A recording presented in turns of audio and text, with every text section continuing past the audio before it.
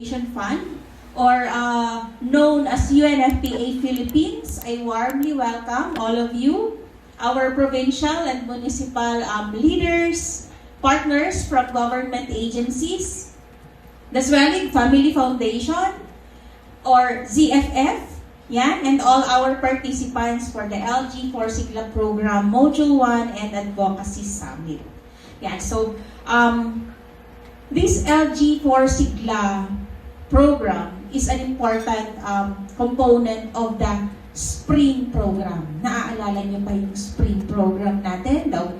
Yung ating launching held last December 11 sa Capitol Dome.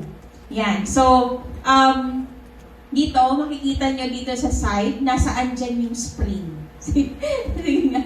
Ang galing lang ng, I would like to share din na ang galing ng ZFF for coming up with this LG4 Sigla. Kasi kung babalikan natin, what is spring? Ano yung the objectives, the outcomes na gusto nating ma-achieve?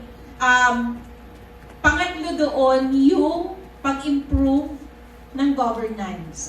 Kasi diba, yung first gusto nating i-address yung social norms.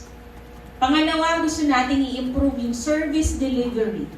So, pangatlo, gusto nating i-strengthen at i-improve din yung governance para whatever efforts we do doon sa una, pangalawang nabanggit, ay masusustain natin, ma-ensure natin na masustain. So, leadership and governance for, ito yung spring, no? Social protection, inclusion, gender equality. Ayan si spring. Tapos, dinugtong natin yung resilience for local action. So, mas maiintindihan ninyo later kung bakit ito yung program title natin for this one. So, of course, we would like to thank the Zwellig Family Foundation for its continued partnership and commitment in advancing inclusive, responsive, and people-centered local governance. We also express our appreciation to the provincial, local government unit of Catanduanes and the participating LGUs of Caramoran, Pandan, and Virac. For your leadership, of course, and openness to strengthening the systems that directly impact the lives of women, girls, adolescents, families, and vulnerable communities. At UNFPA, we firmly believe that human development begins with strong and compassionate local leadership. Through initiatives such as this, the LG4 Sigla, we are reminded that health, protection, gender equality, and social inclusion are not standalone concerns but interconnected foundations of resilient and empowered communities. So, this program comes at a very important time, especially that Catanduanes continue to face impacts of disaster, inequalities, public health challenges, and protection risks. So, yung Catanduanes kilala bilang typhoon capital and the land of the howling winds, di ba? So, strengthening local governance systems for sexual and reproductive health, adolescent sexual and reproductive health, gender-based violence prevention and response, and the minimum initial service package, the MISP, becomes even more critical. So at least for Catanduanes, out of 11 municipalities, we have 7 na already trained on MISP. And dito sa tatlong munisipyo, sino na lang yung hindi pa trained on MISP? Pandan po ba? Or Pandan? Okay, so itatawid ba natin ang Pandan to Camarines Sur? Mag-join ba sila doon? Pero we'll work on siguro gawan natin ng paraan na the 4 remaining municipalities, including Pandan, ay ma-provide na din natin ng MISP dito na din sa island. Para hindi na sila tatawid ng Camarines Sur.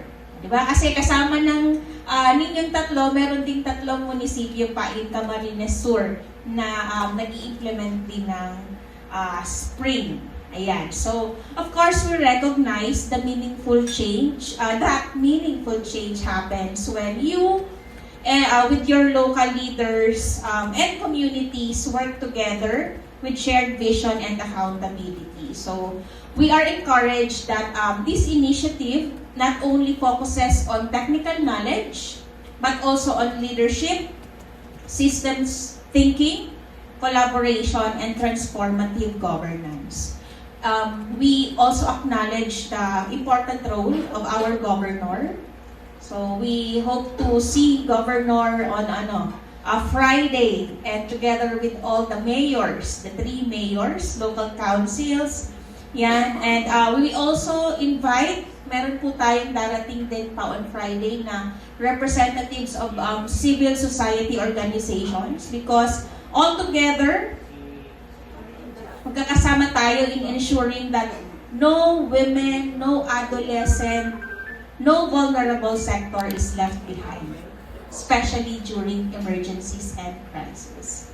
So, kasama ko din po ngayon, I'd like to introduce din sa inyo my colleagues from UNFPA. So, katulong nyo kami sa UNFPA sa endeavor na ito. We have with us also Doc Angeli Conti Lopez.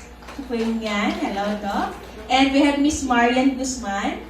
Yan. So, kami pong tatlo ay makikita nyo dito hanggang Friday. So, expect nyo na maya't maya. Medyo may mga din kami. From time to time, we will engage and join you sa mga activities later and provide technical inputs if necessary. So, as we begin this learning journey together, may this serve as a platform for stronger collaboration, innovative local solutions, and collective commitment toward healthier, safer, more inclusive, and resilient communities. So once again, thank you po for your presence and partnership. We look forward to meaningful discussions and shared learning throughout the program. Yan. So until Friday po tayo magkakasama. So maraming salamat po, and we wish everyone a productive and inspiring session. Palakpakan naman po natin.